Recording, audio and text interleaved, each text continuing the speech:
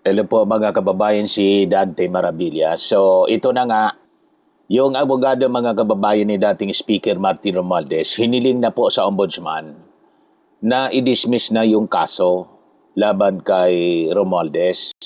Bakit nandiyan Mr. Marabillas? Ayan o, Ombudsman should now dismiss case versus ex-speaker. Sabi yan mga kababayan ni Atty. Adi Fajardo. Ano yan Mr. Marabillas yung rason?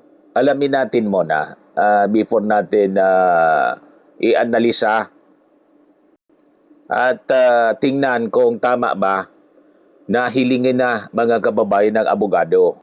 Sabi kasi ng abogado ni Martin, the proceedings anya have become increasingly absurd, with key witnesses retracting their statements and new witnesses reportedly being lined up at the late stage of the investigation. Nakakatawa na kasi anya kasi hindi man totoo yung inaakusa kay Martin kasi nga yung nag-aakusa, yung mga testigo nga nag-recant na. At lumabas mga kababayan doon sa recantation, binayaran lang yung mga Maleta boys para idiin si Martin Romualdez. Ang nakakaatawa, yung ombudsman may mga kinukuhang ibang testigo. Di ba? Hanap niya tayo ng ibang testigo kasi yung testigo, mayor na testigong nagdidiin kay Martin, umayaw na. Hanap niya tayo ng gusto. Di ba? Absurd na malinaw, mga kababayan.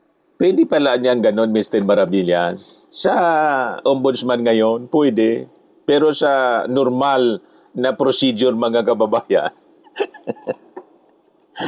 hindi ba ang dapat ginagawa ng ombudsman, imbestigahan yung mga nasa likod ng pagdiin. Kasi lumalabas, pinaglalaroan yung ombudsman, mga kababayan. Nagagamit yung ombudsman sa politika. Ayan ang lumalabas dito sa kaso ni Martin Romualdez.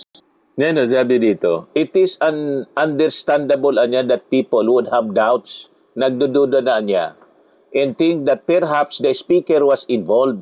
But what is amusing is why should we believe Gutesa's original statement and then when he changes it, suddenly, we no longer believe him? Sabi po ni Fardo, nung dinidiinan niya si Martin, naniwala kayo. Nang nag-retract kasi lumabas, binayaran lang siya para idiin si Martin, hindi na kayo naniniwala. Hindi lang si Gutesa ang nag-recant. May 4 pang mga Maleta boys ang nag-recant. You see, mga kababayan, sabi ni Atty. Fardo, si Public Works Secretary niya, dating Public Works Secretary Manny Bonoan, had been considered for admission as a state witness. But the move did not materialize. He also cited reports that the ombudsman was preparing to present 28 additional witnesses against Romualdez. It is very surprising because we are already in the middle of the game. In fact, we are already near the end, sabi po ni Atty. Fardo. He argued that the evidence niya and witnesses should ordinarily be presented at the outset of a complaint rather than introduced as the investigation progresses. This seems to be a very special case involving Congressman Romualdez, where various witnesses are being brought in at the last minute. This case is clearly receiving special attention. Masyado niyang alatado. Ayan ang posisyon ng abogado. Mga kababayan ni Martin Romualdez na halata ng masyado. Masyado niyang special yung atensyon na binibigay kay Martin Romualdez. Sabi niya, there are so many people named in the affidavit. It is really surprising. We wonder why the ombudsman has not yet dismissed the case. Fajardo said Gutierrez's original claim that he delivered money to a residence in Forbes Park anya supposedly owned by this ex-speaker was already implausible because the house was undergoing a complete renovation at the time. There were records showing that construction workers were working on the house. Nobody was living there. Much less would you bring money there without security where other people could take it.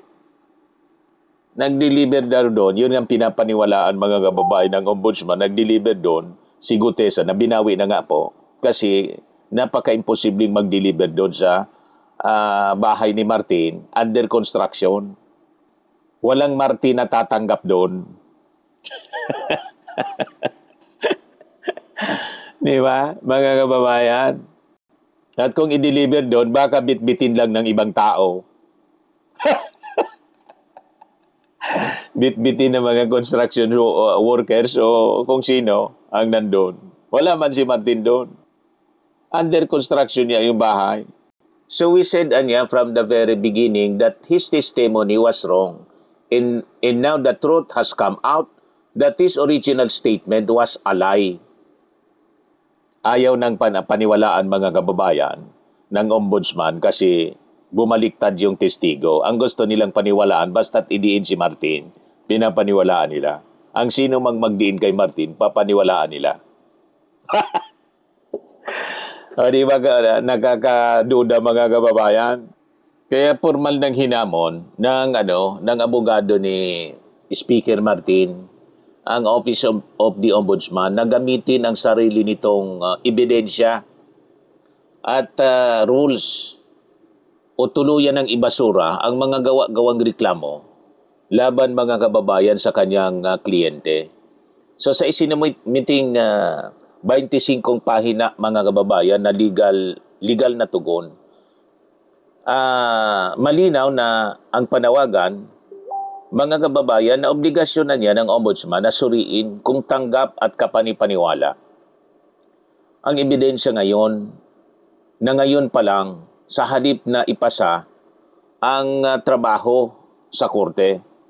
Kasi gumuho na yung mga testigo At walang anumang matigas na ebidensya. Lantarang nabigo ang kaso na maabot ang sarili nitong panuntunan para sa pag-ain ng kaso. So ang 25 pages mga kababayan na supplemental affidavit, counter affidavit, na hinain po ni Martin Romualdez, ex abundante ad cautelam. Ito ay upang hilingin ang agarang pagpapasya ng Office of the Ombudsman sa kredibilidad ng reklamo. So nagpasa si Martin ng karagdagang opisyal na sagot para sabihin po sa Ombudsman na magdesisyon na ngayon kung totoo ba o peke ang mga paratang dahil hindi pwedeng magbulag-bulagan sa mga bagong patunay. So ang 32 mga sworn statements po inilatag ng depensa.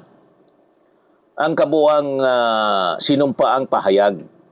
Ito po ay tuluyan ng sumira sa kwento ng prosecution. Kasama rito yung 3 pagbawi ng pahayag o recantations nitong mga saksi. 2 sumusuportang salaysay, 25 na bagong affidavit ng pagtatanggi mula sa mga taong idinamay. Ang pagbawi ni dating aide Alan Colisio at saka yung pagbawi ng kanyang salaysay nitong si Orly Gutesa. So lahat ng mga tao na nagpanggap na kasama sa pagdadala ng maleta, pati ang mga dating aide ay formal ng pumirma ng papel para sabihin kasinungalingan ang kwento laban po kay Martin Romualdez. So ang mismong pangunahing saksi, si Gutesa mga kababayan, ay umaming peke ang kanyang original na affidavit, yung kanyang original na salaysay. So ngayon, malinaw po yung hamon ni Martin.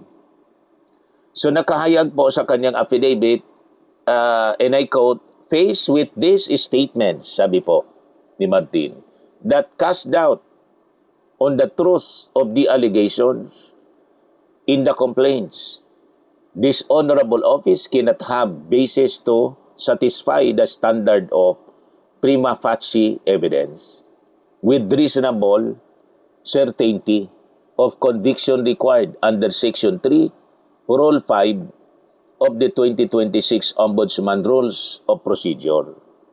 Payag ng kanyang abogado. So dahil mga kababayan sa dami nang umaming nagsinungaling lang sila noon, sinabihan ni Romualdez ang ombudsman na wala na silang legal na mukhang maiarap para sabihing may matigas silang ebidensya na kayang magpakulong sa kanya sa ilalim po ng sarili nilang rules, sarili nilang patakaran. So ipinaliwanag mga kababayan sa dokumento ng bagong panuntunan na prima facie evidence with reasonable certainty of conviction ay sadyang idinisenyo upang itaas ang antas at hindi lang ulitin ang lumang pamantayan ng simpleng hinala o kaya probable cause. So sa ilalim kasi ng bagong patakaran, mga kababayan ng Ombudsman, ngayong 2026, tinaas na ang panuntunan. So hindi na pwedeng magsampa ng kaso base lang sa chismis o duda. Kailangan ay sigurado ka na sa simula pa lang na ang ebidensya mo ay sapat para patunayan na may krimen. So ang base mga kababayan ng argumento ng kampo ni Martin Romualdez ay yung rules mismo, sariling rules ng Office of the Ombudsman. So malinaw ang gate po ni Martin laban sa maling ugali ng Ombudsman. Admissibility and credibility are thus not concerns reserved for the trial court. They are integral to this honorable office's own determination of whether a case should be filed at all. So sinabihan mga kababayan ni Romualdez, ang ombudsman, na huwag nilang iasa sa korte ang pag-alam kung sino ang nagsisinungaling. Trabaho ng ombudsman na suriin ang kredibilidad ng ebidensya bago pa man nila isulat yung formal mga kababayan na demanda. Si Martin, zero yung footprint niya sa korupsyon mga kababayan.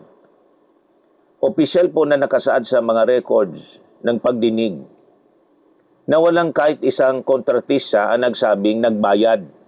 Nagbayad sila kay Martin Romualdez. Walang opisyal ng DPWH ang nagbintang na humingi siya ng kickback. Walang ganon mga kababayan sa mga official hearing.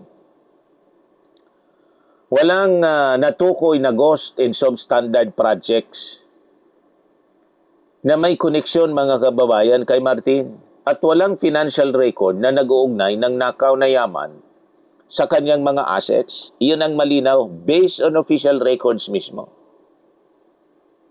Walang district engineers, walang simento, walang bangko at walang kahit isang pirasong papel na nagpapakita po na may nakuha siyang pera ng bayan.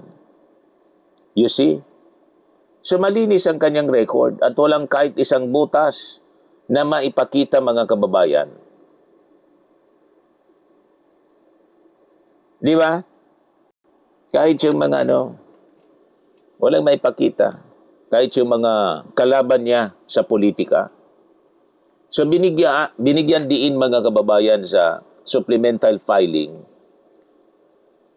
This is not a matter niya that can be set aside for resolution, sabi ni Martin, at some future trial. It is a defect in the evidence as it stands today. And it is precisely the kind of defect that Section 3, Rule 5 was written to catch before an information is ever filed. papaliwanag mga kababayan ni Martin Romualdez. So common sense lang ang hirit dito mga kababayan. Ang pagkakaroon ng mga saksing umaming, binayaran lang po sila para mag-imbento po ng script ay isang dambuhalang butas o depekto sa kaso ngayon. Ngayon lang po, ngayon pa lang, nakikita yung kitang-kita yung butas, yung diferensya. So ang bagong rules ng ombudsman ay ginawa mismo para saluhin at ibasura ang mga ganitong basurang reklamo bago pa makarating po sa korte. Di ba? So ang tanong ngayon, paano makakapagtayo ng argumento kung ang mga tao na itinuturong naghatid ng maleta ay formal na mga kababayan na nagpasa ng affidavit upang sabing hindi sila kasama at walang ganong naganap. Tama po, nagrikan po sila eh. So kung ang pundasyon ay gawa-gawang kwento, ang patas pong hakbang ay ihinto ang panggigipit at ibasura po yung mismong reklamo. Sa ilalim kasi ng 2026 rules nila mismo, ang bagong panuntunan po nito, ang bagong panuntunan ito ng ombudsman, nag-aatas po mga kababayan na ang kabuuan ng ebidensya ay dapat, number 1, admissible o tanggap sa batas. Then, dapat credible o kapanipaniwala po. At saka, pangatlo, kayang ipreserba para patunayan ang elemento ng krimen at ang pagkakakilanlan po ng may sala. So dahil ang mga original po na salaysay ay napatunayang bunga ng subordination of perjury, ang mga ito ay legal na itinuturing na walang legal na silbi, walang legal weight. So sa batas po, kapag ang isang ebidensya ay napatunayang peke o binawi ng testigo dahil tinakot o binayaran lang siya, at tulad ng sinabi ni Gutesa, binayaran daw siya ni Marcoleta at saka ni Mike Defensor. Hindi na yan pwedeng tanggapin sa paglilitis. So nawala na ng legal na bigat, mga kababayan, madaling sabi, ang reklamo laban kay Martin Romualdez. So lumalabas po ito isang grave abuse of discretion via delayed assessment. Yan ang tingin ng kampo ni Martin Romualdez. So ang pagbabago sa patakaran ng ombudsman ay tahasang nag-aatas sa mga prosecutor na suriin ang admissibility mga kababayan bago maglabas ng formal na sakdal o yung information. So ang pagtanggi ng ombudsman na ilapat ang sarili nitong batas ay siyang seryosong paglabag sa karapatan po sa due process ng akusado ni Martin. So ang ombudsman ang gumawa ng rules ng opisina para salain ang peking kaso. Sila mismo ang gumawa nito mismo. Kaya obligasyon nila na sundin yung rules na kanilang ginawa. Tama po? Sila yung bumalangkas nito. Hindi pwedeng kapag si Martin Romualdez po ang nakasalang ay babaluktutin nila ang sariling rules para lang makapanggipit ng walang basihan. Tama po, mga kababayan? So sariling rules, lumalabas ayaw gamitin. Yun ang nakakalungkot dito sa isyung ito. Dahil booking na po yung mga sinumpaang kasinungalingan ng mga testigo. Nag-record nga po eh.